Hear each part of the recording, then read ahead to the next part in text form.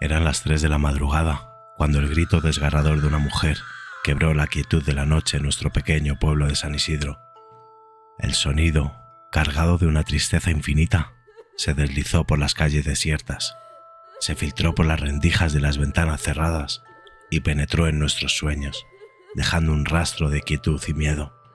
Nos despertamos de golpe, con el corazón latiendo a un ritmo frenético. El llanto resonaba nuevamente, más cercano esta vez, como si la mujer estuviera justo afuera de nuestra puerta.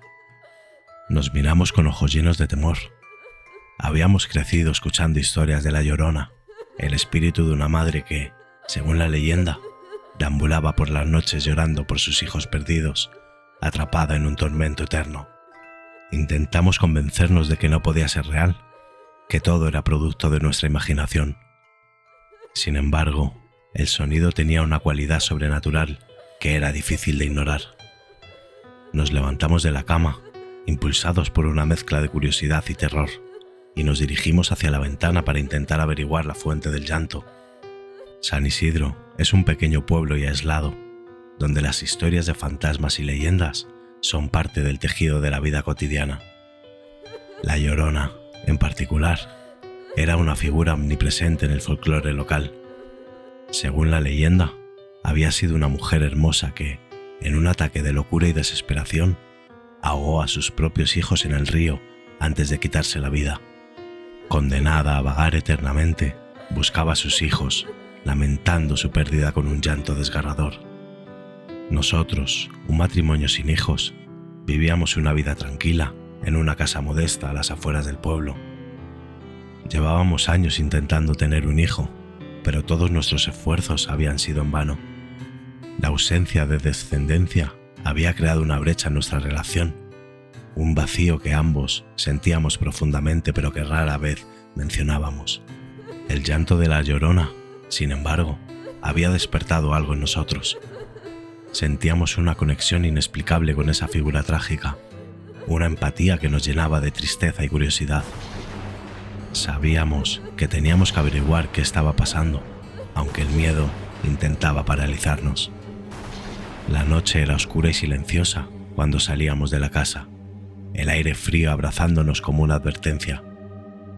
Nos dirigimos hacia el río, donde el llanto parecía más fuerte.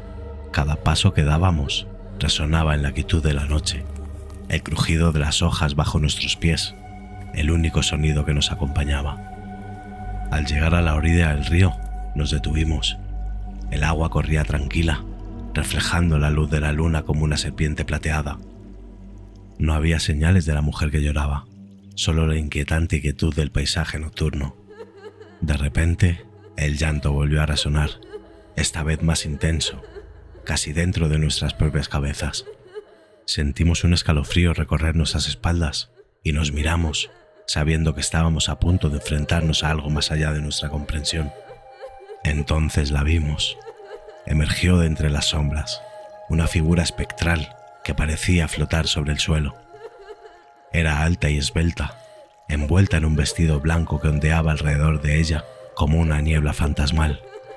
Su cabello negro y enmarañado caía en cascada sobre sus hombros, ocultando parcialmente un rostro de una palidez mortuoria.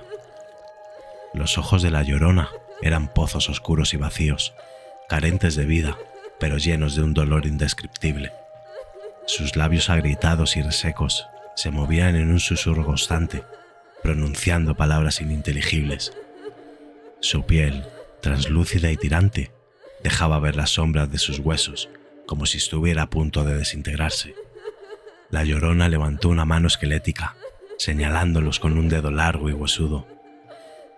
Un nuevo llanto, más desgarrador y cercano que antes, brotó de sus labios. Sentimos el peso de su tristeza y desesperación como un manto helado que nos envolvía, robándonos el aliento. El contacto fue como un rayo de electricidad. Sentimos el dolor de La Llorona, una ola de desesperación que nos dejó sin aliento. Los recuerdos de la mujer se mezclaron con los nuestros propios, y por un momento nos vimos a nosotros mismos, ahogando a sus hijos en el río, el agua fría y oscura cerrándose sobre ellos. Estábamos atrapados en una red de dolor y culpa. El peso de su tristeza nos aplastaba y comprendimos que no podía encontrar a sus hijos porque no pertenecían a este mundo. Nos miramos, sabiendo que no podíamos ayudarla, que nuestra presencia solo perturbaba su sufrimiento. La Llorona nos miró por un largo momento. Luego, lentamente, desapareció en la oscuridad y su llanto desvaneciéndose con ella. Nos quedamos solos junto al río, sintiendo el peso de lo que habíamos experimentado. Los días siguientes fueron un torbellino de emociones. No podíamos dejar de pensar en la Llorona, en el dolor y la desesperación que habíamos sentido en su contacto. Nos sentíamos conectados a ella de una manera que no podíamos explicar, y esa conexión nos llenaba de una tristeza profunda. Intentamos consolarnos el uno al otro, pero ambos estábamos afectados. Había algo en la mirada de la Llorona que nos había dejado marcados, un recordatorio constante de nuestra propia impotencia y fracaso. Una noche, incapaces de soportar más la tensión, decidimos volver al río. Sentíamos que debíamos hacer algo, aunque no supiéramos exactamente qué. El río estaba tranquilo, pero la atmósfera era pesada, cargada de una sensación de inminente peligro. Nos acercamos al agua, mirando nuestro reflejo. Por un momento, vimos a la Llorona en nuestro lugar, sus ojos llenos de tristeza. El llanto de la Llorona empezó, resonando en el aire como una fuerza que parecía sacudir el mismo suelo. Sentíamos que debíamos hacer algo, cualquier cosa, para aliviar el sufrimiento de la Llorona.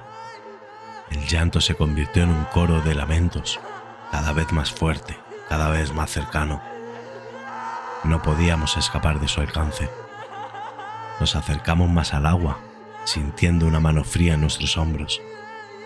La Llorona estaba allí, mirándonos con una intensidad que nos dejó sin aliento. Sentíamos su dolor, su desesperación, como si fuera nuestro. Supimos en ese momento que no había escapatoria. El río, que había sido nuestro confidente, se convirtió en nuestra prisión. Sentíamos como nuestra esencia era absorbida por el agua, fusionándose con el reflejo de la Llorona. Nuestro propio llanto se unió al coro de lamentos y nuestras figuras se desvanecieron en el aire, convirtiéndose en unas sombras más en el río de San Isidro. Este río se convirtió en el guardián de nuestra tragedia, reflejando cada noche la desesperación de una madre y la nuestra, por esos hijos que nunca pudimos tener. Nos hemos vuelto parte del lamento eterno, eco de un sufrimiento que no tiene fin. Nuestros espíritus, atrapados en el ciclo del dolor, se unen a la Llorona, perpetuando la leyenda que antes solo conocíamos de oídas. San Isidro, con sus calles silenciosas y sus noches inquietantes, es ahora testigo de nuestro destino. Quien se atreva a acercarse al río sentirá el peso de nuestras almas perdidas, escuchará nuestro llanto mezclado con el de la Llorona y quizás, solo quizás, entenderá el verdadero significado del dolor que no conoce fronteras, del amor que se convierte en tormento y de la desesperanza que se adueña de aquellos que no encuentran consuelo ni en la muerte. El agua, fría y oscura, sigue corriendo, llevándose consigo nuestras lágrimas y voces, narrando a quien quiera escuchar la historia de un matrimonio sin hijos, atrapado para siempre en el espejo de la Llorona.